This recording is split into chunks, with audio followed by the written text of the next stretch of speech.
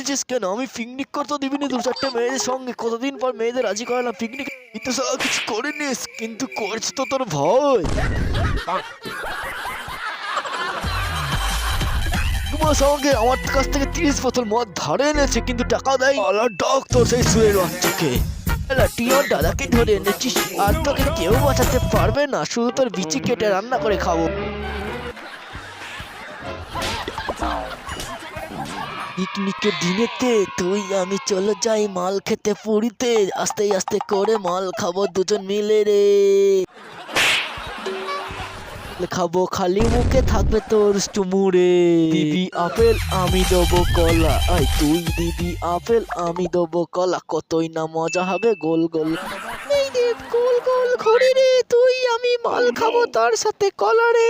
1 glass মাল ঢেনানো আর 4.5 packet Bimal. আমি কি বিমল বলা? 1 গ্লাস প্যাক বানিয়ে এনেছে, খেয়ে নাও তাড়াতাড়ি। এই শালা তুই খা জল, আমি খাই মাল।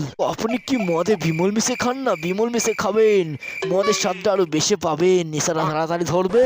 বুঝতে পেরেছেন তো? এইসব পোঙা পাকামো কথা শুনতে আসেনি। তাড়াতাড়ি ওদের পিকনিকটা ক্যান্সেল করুন, আর আমাদের পিকনিকের পারমিশন দেন। না হলে বল ছিটে টান দেব। আরে কাকুর মনে এখনো নিচেরটা উঠেনি, তাই আমাদেরটা চিরার ধান্দা করছে। নিজের বাল তো নেই, লোকের বাল ধরে টানাটানি করছে। কে বলেছে তোর আমার জলের জঙ্গল? समझ रहे हो?